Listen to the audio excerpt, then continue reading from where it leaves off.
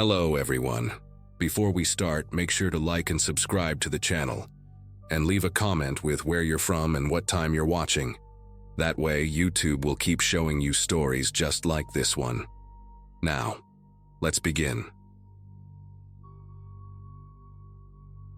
I used to work night security for a private contractor in upstate New York. Nothing fancy, just the kind of gig where you sit in your car for hours and do a few rounds with a flashlight, pretending you're keeping the ghosts of forgotten buildings at bay. This was around late October last year, when the weather started to turn sharp and unpredictable. I had just gotten assigned to a new site, an old textile factory that had been shut down since the mid-90s. The place was massive, with 6 buildings spread out across a fenced lot.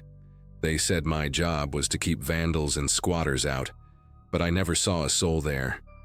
Just a lot of wind, rust, and creaking metal. I didn't mind the solitude.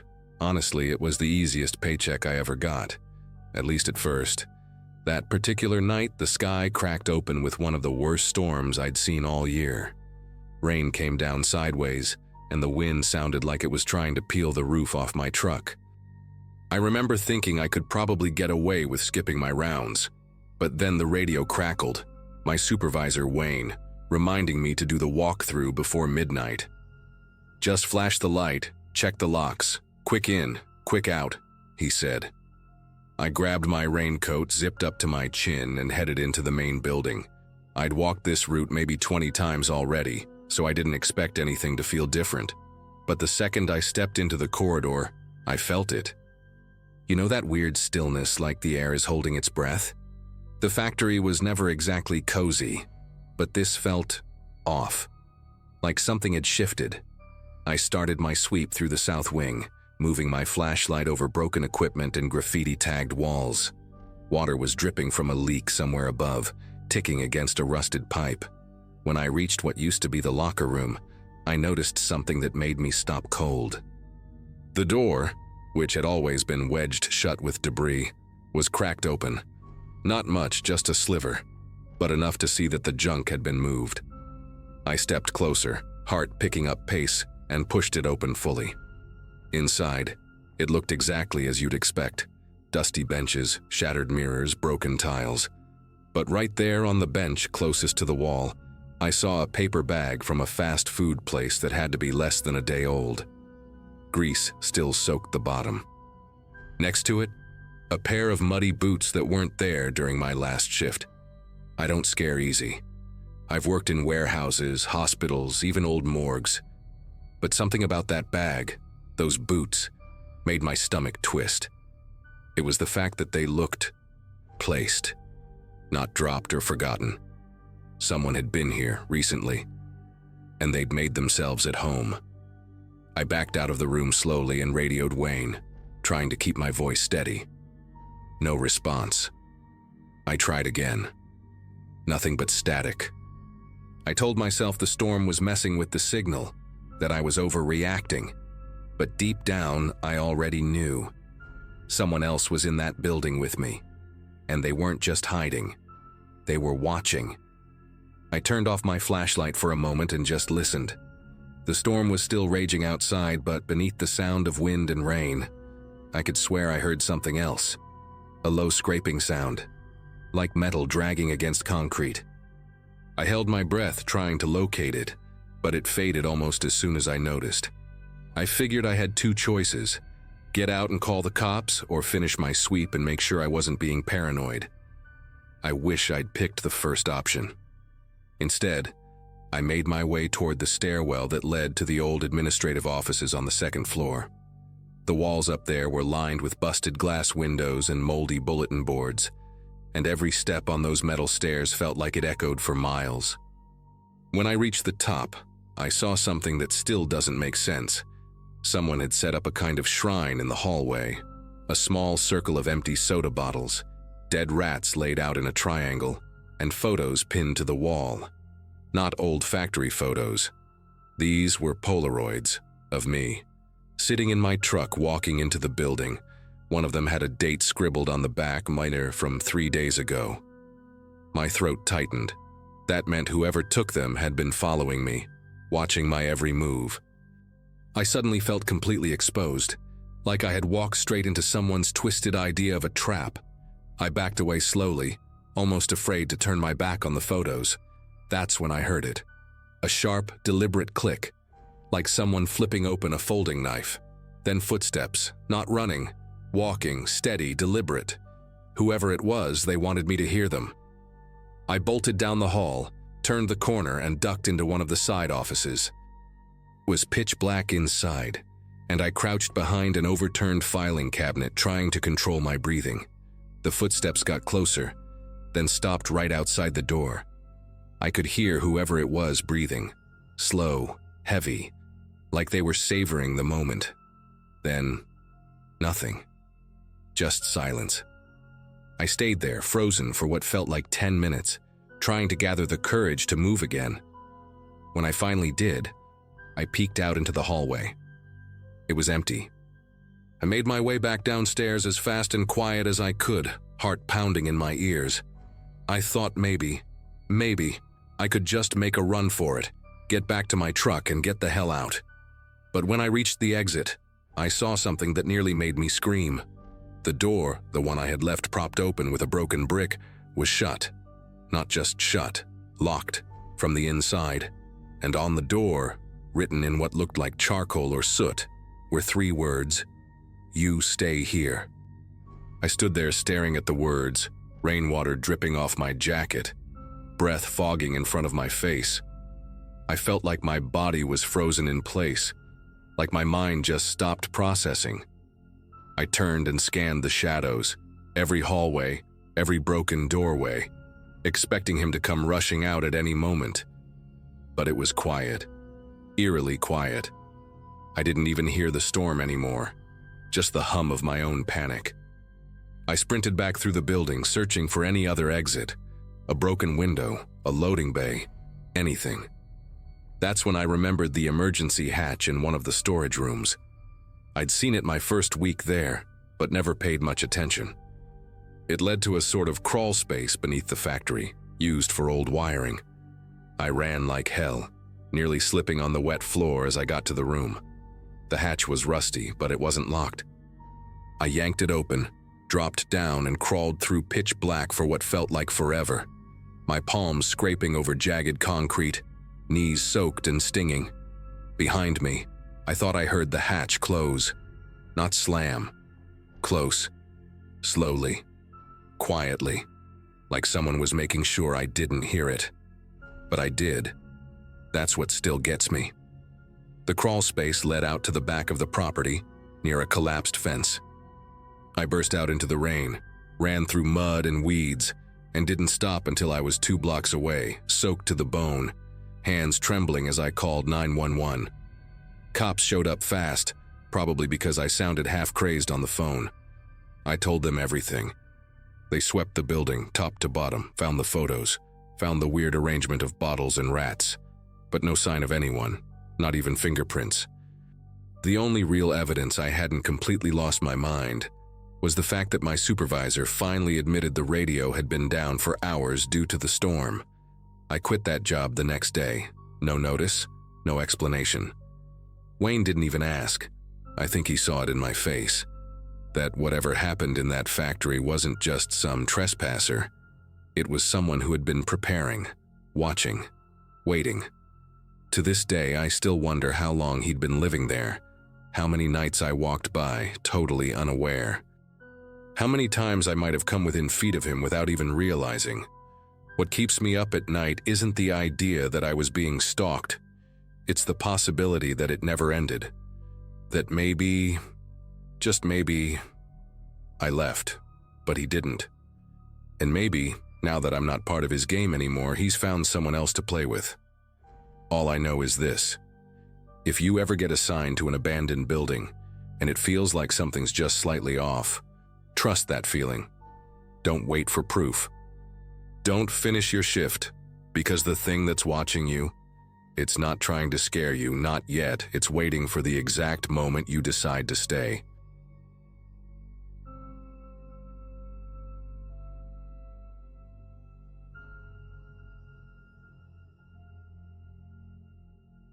I've worked as a licensed therapist for over 15 years, mostly dealing with high-risk patients, violent offenders, narcissists, people with deep trauma.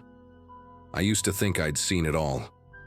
My office is on the ground floor of an old brick building in Indianapolis, nothing fancy.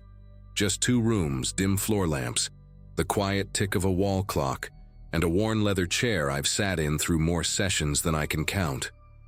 This happened just last fall, around late October, and I've replayed the night in my head more times than I care to admit.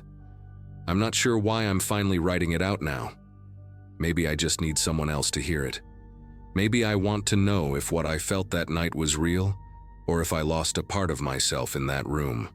I remember it was raining, one of those cold, steady Midwestern rains that makes everything feel heavier.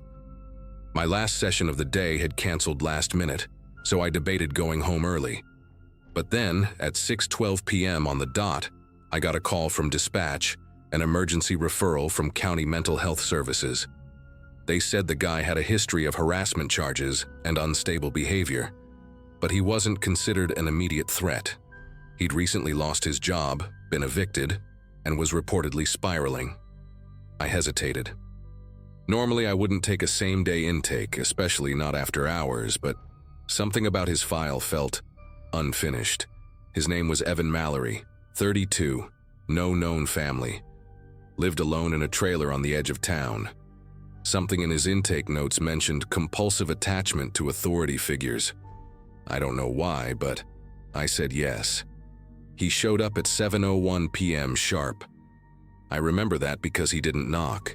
He just stood outside in the rain, staring through the glass until I noticed him. He was tall, too tall for the doorway, with wet blonde hair stuck to his forehead and a soaked hoodie that dripped onto the carpet. When I opened the door, he smiled like we already knew each other. Not polite, more like relief. Like someone finding a lost item they were sure was gone forever. I introduced myself, offered him a towel, but he ignored it. He walked straight past me and sat down in the patient's chair like he'd done it 100 times before. I should have ended it there.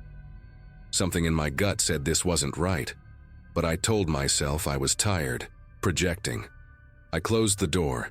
For the first 10 minutes, it was just quiet. He barely spoke, just stared at me with this locked-in gaze, unblinking. I started with the usual openers, trying to gauge his baseline, but nothing felt natural. Eventually, he said, "You're not like the others. You don't pretend." His voice was low, flat, but there was an edge to it. I asked him what he meant, and he just smiled and said, "You're not afraid of me. Yet." The word "yet" stuck to the walls like smoke. I laughed it off, made a note to mention the comment in my documentation, but that was the first time I felt it. That shift in the air. That moment where a session stops being clinical and starts being something else. I tried to redirect the session, asked him to walk me through what brought him in. That's when he leaned forward, elbows on his knees, and said something that made my skin crawl. "You ever feel like someone was meant just for you? Like, out of the whole world, only one person really gets it?" I didn't respond right away. He wasn't asking about connection, he was testing a boundary. I've had patients project before, but this felt calculated. I nodded cautiously and asked if he'd experienced that recently. He said, "I have. That's why I'm here." Then he tilted his head and stared at me like he was trying to memorize my entire face. "It's you, Dr. Lyle," he whispered. "I've been watching your videos for years. Your voice, it calms the static." I hadn't uploaded anything online in almost 4 years. Something deep in my chest went cold. I asked how he found me, and he shrugged. "It wasn't hard. You always park in the same spot. Tuesdays you stop for coffee at that place near the courthouse. You sit by the window, alone." My mind blanked for a second. I hadn't told anyone about those habits, not even my wife. I kept my expression neutral, kept my voice steady, but my fingers clenched the notepad tighter than I realized. "Evan, do you understand how that might make someone uncomfortable?" I asked. He frowned like a child being scolded unfairly. "I didn't do anything wrong. I was just making sure you were safe." Then his smile came back, slow and crooked. "That's what you do for people, right? Make them feel safe?" At that point, I reached for my office phone under the desk. Not to call anyone, just a reflex. That's when I noticed something that made my stomach twist. His hands. He'd brought them out from under the hoodie, and they were trembling, but not with fear. They were clenched into tight fists like he was restraining himself. On the inside of his left wrist, I saw letters carved into his skin. Fresh, still red. They spelled Lyle. He noticed me looking and slowly turned his arm so I could see it better. "I did this last week," he said almost proudly. "You're the first person who's ever looked at it. I've talked people down from psychotic breaks. I've been in rooms where inmates flipped chairs, screamed, threw punches. But this was different. Evan wasn't in crisis. He was present, aware, planning." I stood up slowly, keeping my voice calm. "Evan, I think we're done for tonight. I'm going to refer you to a specialist who can give you the level of care you need." He didn't move, didn't blink. "No," he said softly. "You don't get to send me away. Not now. We started something." Then, before I could even react, he stood, fast, violent, and locked the door behind him with a twist so practiced I knew he'd done it before. The second he turned that lock, everything in me went still. The room suddenly felt too small, like the walls were pressing in. My heart was thudding so loud I couldn't hear the rain anymore. Evan stood with his back to the door, hands loose at his sides, head tilted slightly like he was listening for something. "You always say people deserve to feel heard," he said. "So listen to me now. Just listen." His voice wasn't yelling. It was something worse. Controlled. Measured. I kept my hands visible, tried to position myself closer to the bookshelf where I kept my keys and an old pepper spray canister, but he noticed. "Don't," he warned. "I'm not here to hurt you. I'm here to prove we're the same." He started pacing. Slow, deliberate steps across the rug, tracing the same path over and over like he'd rehearsed it. He spoke about how therapists manipulate emotions, how people like me pretend to care while taking notes and checking clocks. Then he said, "But you were different. I saw it in your eyes during that seminar 2 years ago. You looked straight into the crowd, and I swear, for a second, you saw me." My blood ran cold. I had given a lecture at a conference in Chicago back then, but the room had been packed. He was there. He'd been following me for at least that long. I asked him gently what he hoped would come from tonight. He looked at me like I was stupid. "I just want us to be honest," he said. "You owe me that." I managed to keep him talking by shifting into therapist mode, asking open-ended questions, staying composed even though my palms were sweating. Every time I looked toward the door, he stepped closer to me. "Do you ever think about how easily someone could disappear in a room like this?" he asked at one point. "No windows, one exit. No one outside would hear a thing with that rain." I kept my breathing even and responded, "That's why trust is important." He smiled. "Exactly." Then he took something from his hoodie pocket. It was small. A box cutter. The kind with a sliding blade. He didn't point it at me. He just held it, turning it slowly in his fingers. "I brought this in case I couldn't say what I needed to say," he murmured. That was the turning point. My body moved before my brain did. I lunged toward the desk, not for the phone, not for the spray, but for the heavy brass lamp. As I grabbed it, Evan flinched, not expecting me to make a move. I shouted, "Sit down, Evan." My voice was louder than I'd ever heard it in that room. For the first time, he hesitated. His eyes weren't filled with rage, they looked hurt. "You said I was safe here," he whispered, but I didn't let that stop me. I held the lamp like a weapon, positioning myself between him and the door. "Unlock it," I said. My voice shook, but I meant it.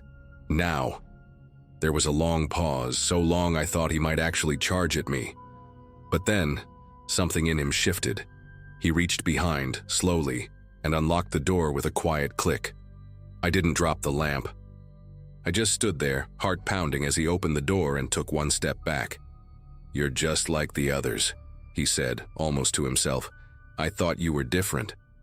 I didn't respond. I just kept watching him until he stepped into the hallway and turned the corner. I don't remember putting the lamp down. I don't remember calling the police. All I know is when the first officer arrived, I was still standing there with the rain echoing in my ears and the door wide open.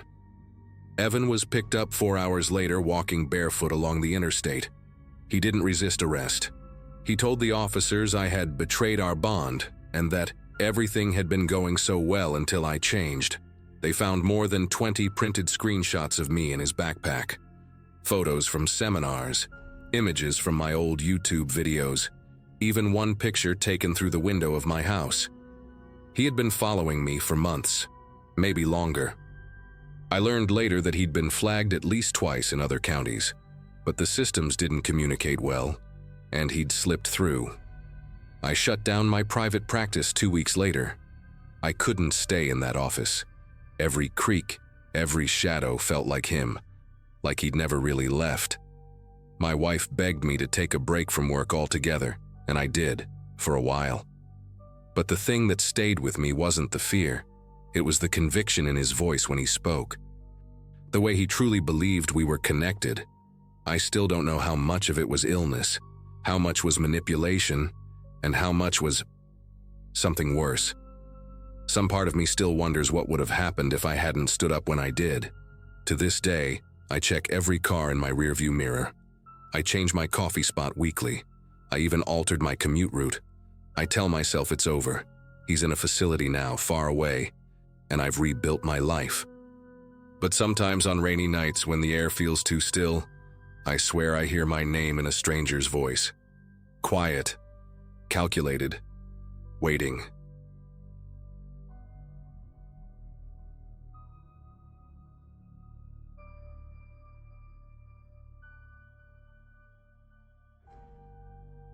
I'm not the type of guy who usually shares stuff online, especially not personal things like this. But what happened to me last fall shook me so bad I still can't sleep right. Maybe writing it out will help, or maybe someone out there has gone through something similar. My name's Mark, I'm 41, and I've been raising my daughter Ellie on my own since she was 10. Her mom left. Long story, not relevant here. When this happened, Ellie had just turned 16. We live in a quiet suburb in Oregon, where the biggest excitement used to be a new food truck near the gas station. I work construction. Nothing fancy, just long days and sore hands. Ellie was my world, still is, always will be. That day started like any other. I got home around 6, drenched from the storm that had rolled in around noon. Thunder, sideways rain, power flickering, classic Pacific Northwest. I called out for Ellie as I walked in, expecting her to be curled up on the couch with one of those cheesy crime shows she liked. But the house was quiet. Not the she's got headphones on kind of quiet. I mean dead quiet. No lights, no TV, nothing. Her phone wasn't in its usual spot on the counter and her backpack was gone.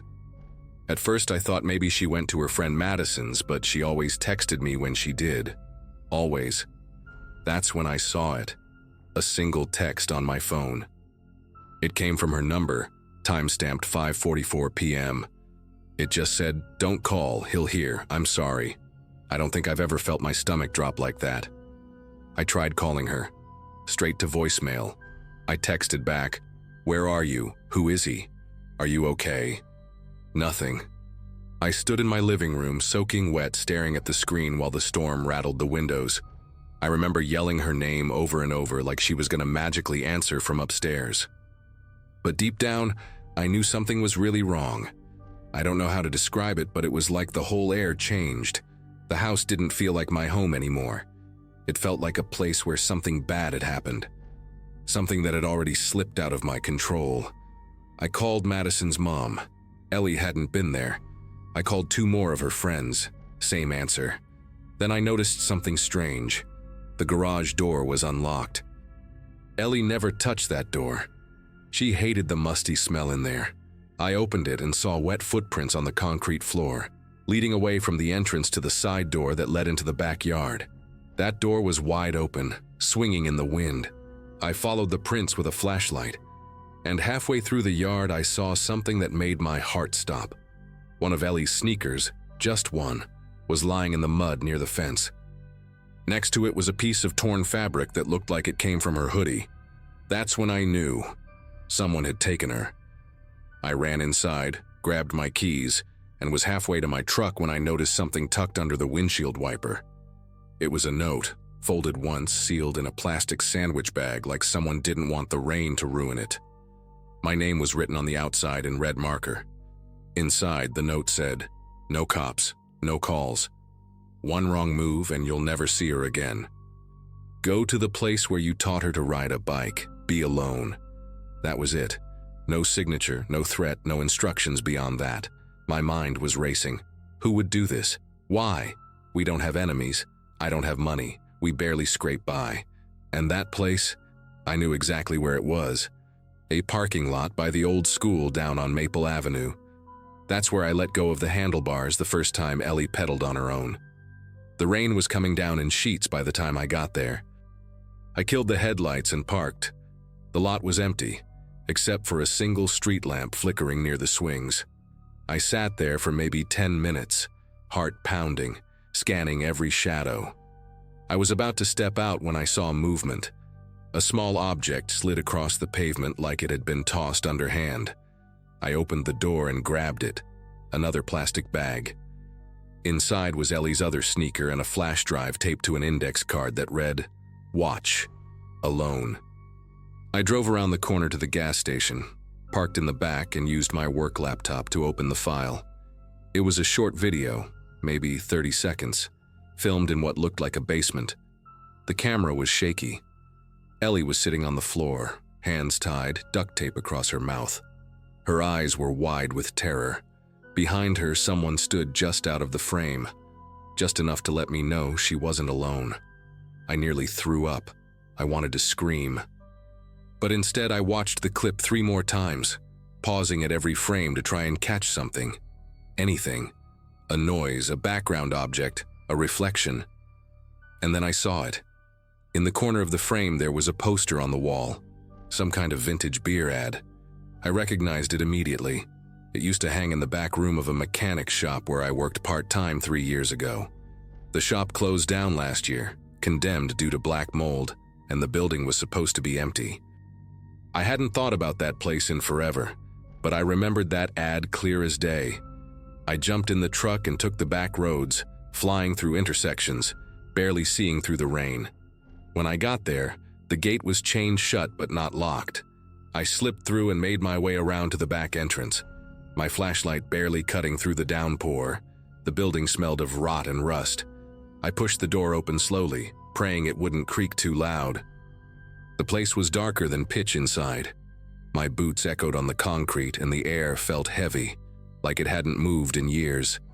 I followed the hallway toward the back room where I remembered that poster hanging. And that's when I heard it. A faint scraping sound like metal dragging across the floor. I froze. Then a voice came from the darkness. A calm, male voice I didn't recognize. "You're early, Mark." I couldn't see him yet, but I could feel his presence. The way he said my name, too casual, like we were old friends catching up. I stepped forward, flashlight shaking in my grip. "Where is she?" I said, louder than I intended. No answer, just the sound of dripping water somewhere deeper inside. I followed the sound down a narrow hallway that led to the old basement stairs. Each step groaned under my weight, but I didn't care. My heart was hammering. At the bottom, the smell hit me first, damp concrete and something else, something metallic. I turned the corner and found myself in that same room from the video. The beer poster was still on the wall, and in the middle of the floor was a chair. Empty. That's when I heard a phone buzzing. It wasn't mine. I turned toward the sound and found another plastic bag taped to the wall. Inside it, a cheap burner phone. I pulled it out and the screen lit up with a new text message. "You were too fast. She's gone." My vision tunneled.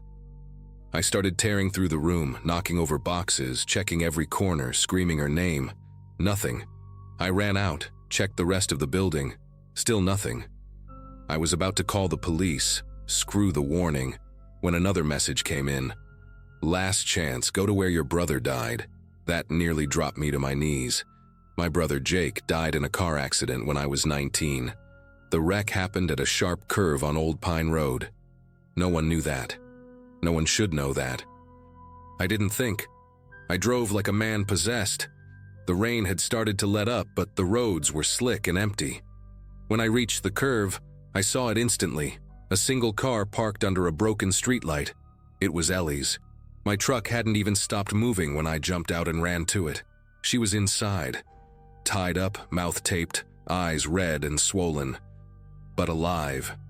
I tore the door open, yanked the tape off, and hugged her like I'd never let go. She was shaking, muttering, "He said you'd find me. He said it was a game."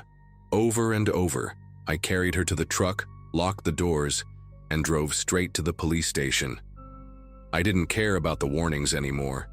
The investigation that followed didn't go anywhere. The burner phone had been wiped. The building had no security cameras, no fingerprints. The only real evidence was the flash drive and Ellie's testimony. But she never saw the guy's face. He wore a mask the whole time and used a voice changer when he spoke to her. The scariest part? He knew everything about us. Things I hadn't said out loud in years. Places only I remembered. That's what haunts me the most. Someone had been watching us, studying us, and I never noticed. We moved a month later. New town, new numbers. I installed cameras, alarms, the works. Ellie slowly healing. I try to be strong for her, but I check the locks 5 times a night. I still don't know who did it or why. No ransom was ever asked for. No demands. Just a sick, twisted game that I never agreed to play. But I played it anyway. And I won. Barely. If you're reading this and something feels off in your life, a door unlocked when you swore you locked it, a strange number calling and hanging up, don't brush it off. Someone out there might be watching. And not everyone's game ends the way mine did.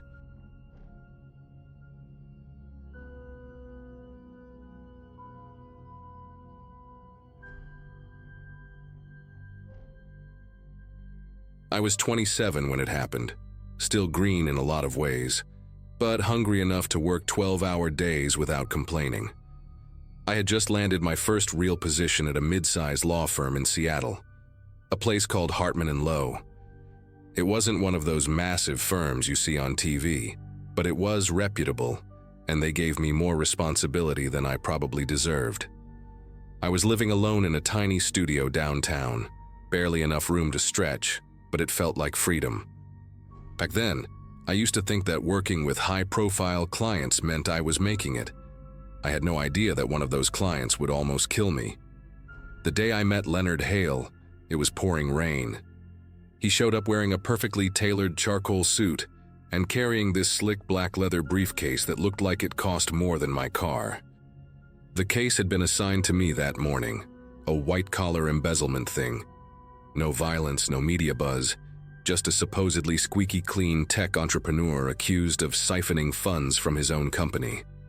My boss said Leonard was charming and smart, but oddly private.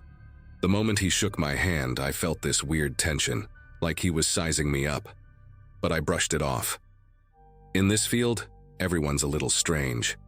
The meetings were always the same. He was polite, calm, and overly prepared. He never lost his temper, never spoke out of turn, and always kept that briefcase in arm's reach. I joked once that it seemed like it was glued to him. He laughed, but didn't say a word in response. I started to notice how controlled he was, every movement, every word. He never blinked too much, never stumbled on a sentence, and always asked about me, personally, where I lived, if I walked to work, if I liked routine. At first, I chalked it up to friendly banter. Maybe he was trying to manipulate me for a better outcome, and that wasn't uncommon with clients. But something about the way he looked at me during those questions stuck with me. Like I wasn't a person, just data. 2 weeks into the case, I stayed late one Friday night to go through more of his financials. I was the only one left in the office. Just me, the hum of the exit signs, and the rain tapping the windows. I remember noticing his briefcase under the table in the conference room. He had left it. That man never left it behind. I stood there staring at it for way too long, heart racing, because some part of me knew this was wrong, not just legally, but instinctively. I should have walked away, but curiosity or maybe arrogance got the best of me. I took it into my office, locked the door, and opened it. Inside the briefcase, there were no legal documents, no spreadsheets, no trace of anything related to the embezzlement case. What I found instead was a series of black folders, each one labeled with a different name. All women. Each folder had a photo paperclipped to the front, candid shots, like they were taken without the person knowing. Some were blurred, some were grainy. Inside each one there were notes, disturbing ones. Pages filled with typed timelines, daily routines, addresses, details about habits and favorite coffee shops, where they parked their cars, even how long they spent at the gym. The last page in every folder had a printed map with red ink circling their homes. At the bottom, a date bolded, all of them in the past. I remember one said, Melissa Tate, final entry, 11/02/22. I dropped it when I realized that was the same date I'd read about a woman found murdered near the coast. I couldn't breathe. My hands were shaking so hard I had to sit down on the floor, right there in my office. I pulled out the last folder in the briefcase, and I froze. There was no name on it, just a photo of me, taken in front of my apartment building, holding a grocery bag. I looked terrified in that picture, even though I hadn't felt scared that day. I flipped through the pages and saw my schedule, my address, a map with my place circled in red. The last page had something different, though. A typed sentence. Client trust established, phase 2, entry. And below it, a date. The upcoming Monday. 3 days away. My mouth went dry. I sat there for probably 20 minutes, heart punching my ribs, waiting to wake up from what had to be a nightmare. I didn't know what to do. Reporting it wasn't simple. I had accessed his private belongings without a warrant or probable cause. If I told my firm, I could lose my job or worse, get disbarred. But if I said nothing, I'd be walking into a trap. I ended up calling my older brother, Rob, who's a patrol cop in Bellingham. I didn't tell him everything, just that something felt wrong and I was scared. He could tell by my voice. He said he'd come stay with me for a few days, no questions asked. I put the briefcase back exactly where I found it. The whole time I was terrified he'd show up while I was still in the office. Every creak in the hallway made me jump. I didn't sleep at all that night. Saturday came and went like molasses. I kept expecting someone to knock on my door. Rob arrived Sunday morning and I finally showed him the folder. His face went pale. He said we needed to go to the police, not through his station, but directly to the FBI. He knew this wasn't just a stalking case, it was bigger. He took photos of everything and made me promise not to go to work Monday, no matter what. We didn't touch the folder again. Just having it in the apartment made me feel like we were being watched. And I swear to God, that night around 3 a.m., someone buzzed the front door of my building and didn't say a word. Monday came, and I didn't go in. I called out sick and turned off my phone after letting my firm know. Rob stayed by my side all day, even pulled his patrol car around to watch the entrance from the curb. Around 4 p.m., I got an email from Leonard. No subject line, just one sentence. You opened it. That was it. No threats, no demands, just that. My blood went cold. I didn't reply, I didn't call. Rob contacted his FBI contact that same evening, and within 12 hours, 2 agents came to the apartment. I handed everything over, the briefcase, the photos, the notes, all of it. One of them just kept shaking his head as he flipped through the folders, like he'd seen this kind of thing before, but never this polished. That night was the last time I ever heard from Leonard. The firm said he never showed up to another meeting. He disappeared, vanished, left his apartment stripped, no forwarding address, no traces. The FBI ran everything, prints, handwriting, paper sources. Nothing stuck. They couldn't even prove the murders were his. The victims weren't linked on record, and there were no known signs of forced entry in most of the cases. They kept telling me I was lucky. that the pattern suggested I was likely next. The agent said it looked like he had been doing this for years, changing cities, changing names, building trust, and killing with surgical precision. But nothing about him was real. Not his ID, not his company, not even the name Leonard Hale. It was just one of many. For months, I couldn't walk outside without checking over my shoulder. I moved out of Seattle and changed firms, got a dog, bought a second lock for every door and window. Sometimes I still think I see him. Not clearly, just glimpses. A man in a dark coat stepping into an alley or standing at the end of a train platform. The FBI kept my file open for a while, but eventually they had to move on. No one ever found him. They said people like him don't stop. They just get better at hiding. But me? I stopped everything. I stopped taking new clients, stopped trusting strangers, and for a while, I even stopped practicing law. What haunted me most wasn't just what he'd done, but how close I came to shaking hands with death and calling it client relationship. If you've made it this far reading, thank you. I don't know why I'm sharing this now, maybe just to get it off my chest. It's been almost 4 years, and I still don't understand what it was about me that made him choose me. Was it my inexperience, my routine, or just that I happened to be the one who picked up his case? I don't know. But if you're working in this field, or honestly, if you just meet someone who seems too perfect, don't ignore the pit in your stomach. Trust it. Because monsters don't wear masks. They wear suits, smile politely, and carry expensive briefcases.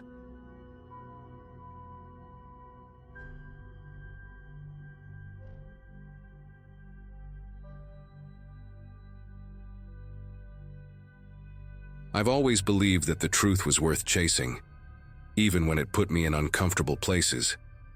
My name's Tyler McMillan. Back in 2019, I was a 32-year-old local reporter working for the Millhaven Gazette, a small but stubborn paper in a rural Tennessee town. I wasn't married, no kids, and most of my life revolved around digging up stories no one else had the guts or the patience to touch. That year, I was neck-deep in a series of articles about missing grant funds supposedly allocated for community redevelopment. It was the kind of thing people ignored until you got too close. Then suddenly, everyone stopped answering calls. And then, one night in late October, I got an email from someone claiming to have documents that would blow everything wide open. The message was typed in all lowercase, sent from a temporary Proton Mail account, and simply signed J.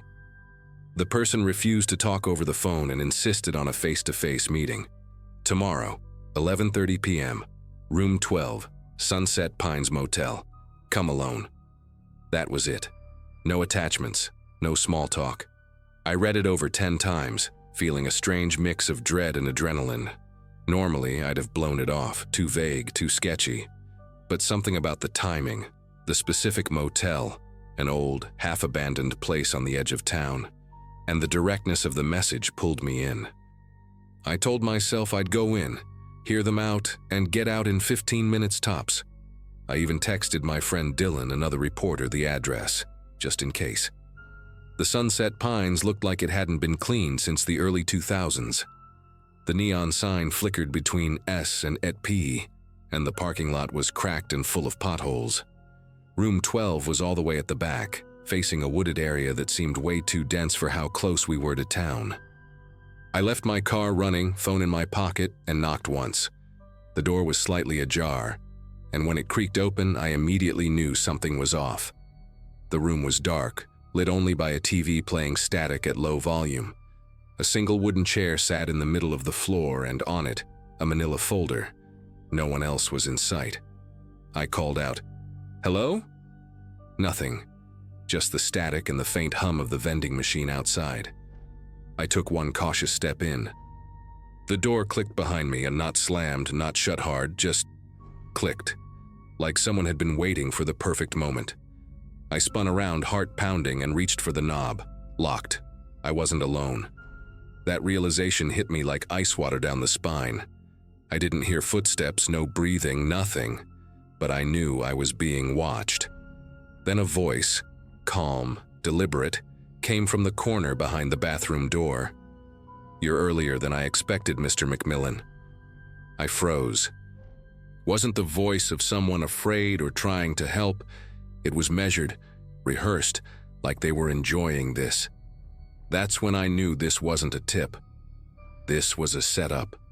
I backed away instinctively, pressing my hand to the wall beside me, trying to feel for the light switch without breaking eye contact with the shadows. I couldn't see him clearly, but I could make out a figure, tall, lean, standing just inside the bathroom. His silhouette didn't move, didn't flinch. "Who are you?" I asked, trying to keep my voice steady. No answer, just a soft chuckle. Then he stepped forward. He was wearing a suit, not a fancy one, something you'd find at a thrift store, slightly too short in the sleeves and wrinkled at the collar. His hair was slicked back like he was trying too hard to look respectable. But what unsettled me most were his eyes, wide, unblinking, like he hadn't slept in days, or had seen something no sane person should. "You shouldn't have come alone," he said. That was when I realized he knew I was coming. Not just tonight, but maybe all along. He took another step toward me, and I bolted for the window. I grabbed the edge of the curtain, nailed shut. The whole frame had been painted over, sealed from the outside. My stomach sank. "You want answers, right?" he asked, stepping toward the folder on the chair. "They always want answers, but you never think about the cost." I didn't reply. I just scanned the room for anything I could use. Lamp, phone, drawer, anything, nothing. Not even a damn Bible in the nightstand. That folder? Probably bait. Then he walked to the chair and sat. Just sat. Legs crossed like we were about to have a civilized chat. "You know," he started, "I used to believe in the system too, just like you. Believed in truth, justice, accountability. But truth?" He smirked. "Truth is just a tool. People like me, we build truth." I didn't know if he was high, delusional, or some twisted mix of both. But one thing was clear. This guy wasn't some informant. He was involved. Maybe not the mastermind, but part of something much uglier than embezzled funds. He slid the folder toward me with the tip of his shoe. "This'll get you your headline," he said, "but it'll also get you a bullet. Eventually." I didn't move. The air in the room felt heavy, like it was pressing against my chest. I realized then that no one had followed me. No one knew where I really was. Dylan thought I was following up on a lead in Millhaven. I'd lied about the motel. And this man? He wanted me to listen, not escape. He got off on the control. So I played along.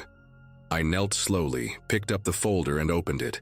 Inside were blurry photocopies of financial records, meeting transcripts, and photos of 3 councilmen, one of them Trask, shaking hands in what looked like someone's backyard. At the bottom of one page, handwritten in red ink, "Proof is irrelevant if the witness is dead."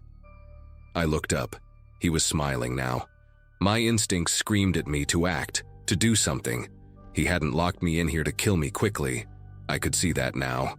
This was theater to him, a performance. And I was the audience, the puppet, and the punchline. I stood up slowly, trying to control my breathing. "Why me?" I asked, just to buy time to keep him talking. "Why not leak this to someone bigger?" His smile faded. "Because you were hungry," he said, almost disappointed. "You'd chase it. You'd come alone. And more importantly, no one will look twice when your car's found outside an old motel with no cameras." I scanned his face for weakness, anything, and that's when I noticed the corner of his jacket bulging. He had something tucked under his arm. A weapon, probably. Small, concealed, but real. I told him I needed a bathroom break. Sounded ridiculous even as I said it, but he actually laughed and gestured with his hand. "Be my guest." I moved slowly, kept my back to the wall as I entered the small bathroom. No window, mold in the grout, cracked mirror. But behind the toilet, wedged awkwardly under a loose tile, I saw a rusted toilet tank lid. Heavy. I held my breath, wrapped both hands around it, and stepped back into the room. swinging wide and fast. He turned too late. The ceramic hit his shoulder, not his head, but it was enough. He screamed and staggered, grabbing for something at his side. I didn't wait. I ran, barreled through the door like a linebacker and didn't stop until I was in my car, shaking, bleeding from a scrape on my arm, and locking the doors with trembling fingers. I drove straight to the sheriff's station, told them everything, the folder, the man, the setup. At first, they didn't believe me. But when they sent someone to Sunset Pines, room 12 was empty. No folder, no man. Just the TV on static and a faint bloodstain on the carpet. I thought maybe I'd imagined it all, until 3 days later Dylan found an envelope at the paper's front desk. No return address. Inside were 2 photos, both taken with a long lens.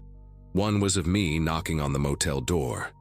The other was of me sitting in my car the night before, outside my apartment. On the back of the second photo, scribbled in the same red ink, "I told you, truth has a price." I moved to another state 2 months later, changed my number, took a job editing copy for a magazine with zero ties to politics. I still don't know who he was. I never saw his face in any public record. No one ever came forward, and Councilman Trask lost re-election that year. But no charges were ever filed. I still keep the folder, though. It was mailed to me weeks later in an unmarked package without a word. Just the documents, no note. I don't show it to anyone. I don't talk about that night often. But if you're a reporter reading this, double-check your sources, and never go to a meeting without telling someone the truth.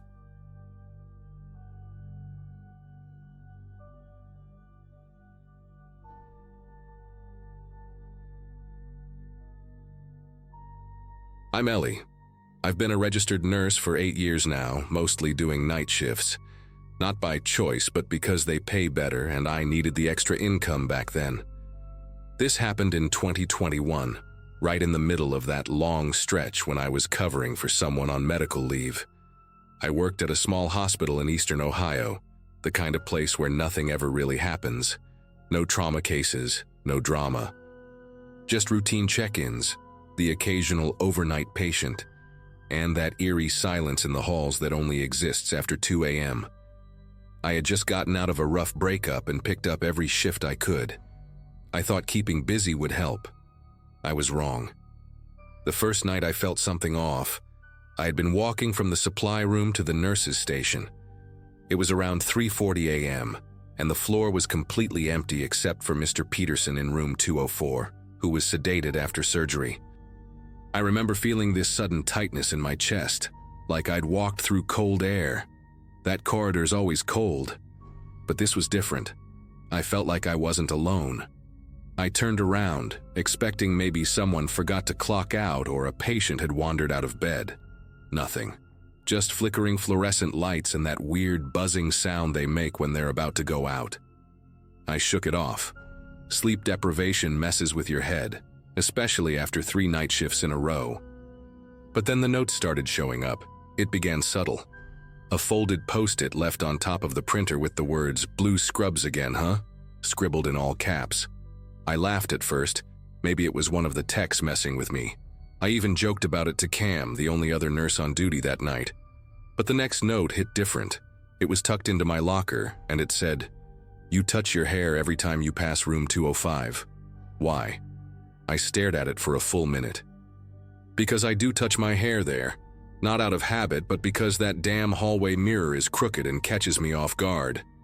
I never told anyone that. No one should know that. I told myself it was just someone playing a prank. Hospitals are weird at night, and people do dumb things to stay awake. But the vibe changed. Every night after that, I felt watched. Not the someone's behind me kind of feeling. It was heavier than that. Like whoever it was didn't just see me. They were studying me. I stopped going to the break room alone. I started double-checking the meds cabinet, even though I knew it was locked. And I noticed something else. Every time I took the longer hallway to the west wing, the one no one really uses since it's half empty, one of the overhead lights would go off just as I walked under it. The hospital had this old security system, mostly for show. Half the cameras didn't even work. I asked maintenance once why we never updated it. and the guy just shrugged, said budget cuts. After the third note, which read, "You hum that song again and I'll join in," I stopped humming altogether. I started parking closer to the emergency exit instead of the employee lot, even though it meant a longer walk. I kept telling myself it was nothing, but you don't change your behavior like that unless something deep down knows better. My gut was screaming, and I was still pretending it was a whisper. I didn't connect the dots until I overheard something in the staff lounge. Two aides were talking about Jared Barnes. He used to work security, only nights, until he got let go a few weeks earlier. They said he'd been acting strange, talking to himself, following nurses around after their shifts ended. I had never met him officially, but I remembered seeing a tall guy with bad posture and a limp near the vending machines around 4 a.m. once or twice.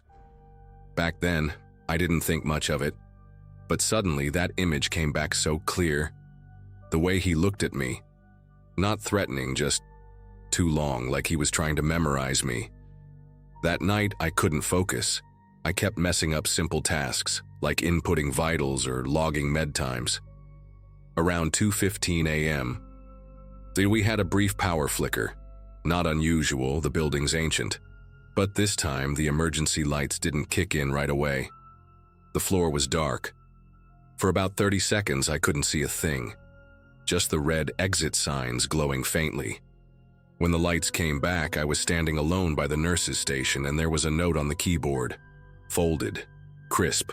It hadn't been there before. My hands shook when I opened it. "You look good when you're scared." I froze. I just stood there. I couldn't breathe. I wanted to call security, but remembered that we only had one guard on duty at night, a guy named Randy, who was probably asleep in his booth. I grabbed my phone to call Cam, who was on another wing, but there was no signal. Not dead, just frozen, like the network was jammed. I tried the landline, but the line just gave me static. I started walking, fast, toward the east wing.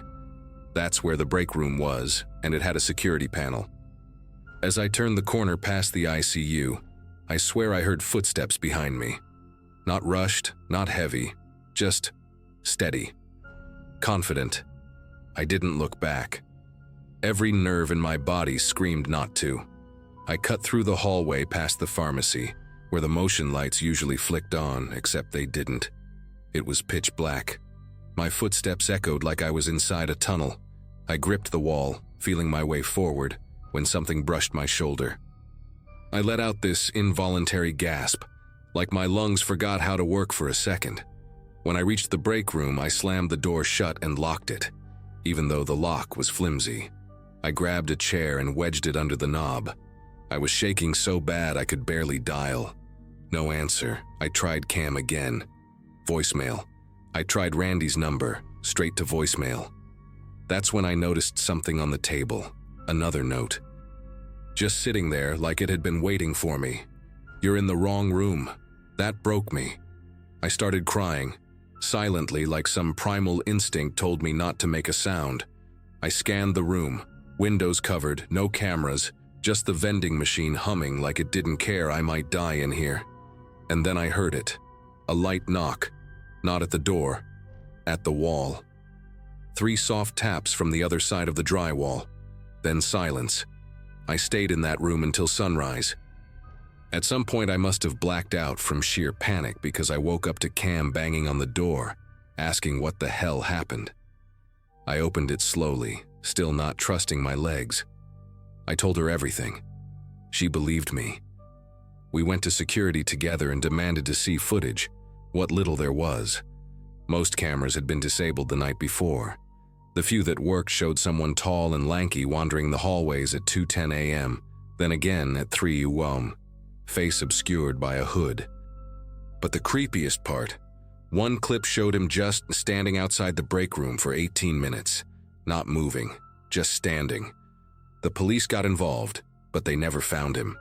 Jared's last known address had been abandoned, his phone dead. I quit the night shift 2 weeks later. I still work at the hospital, but only during the day. I never go near the East Wing unless I absolutely have to. and I haven't worn blue scrubs since. Part of me still wonders what would have happened if I'd opened the door that night, or if I hadn't made it to the break room at all. But what haunts me the most is something the officer said while reviewing the footage. He wasn't just following you. He knew the building better than we do.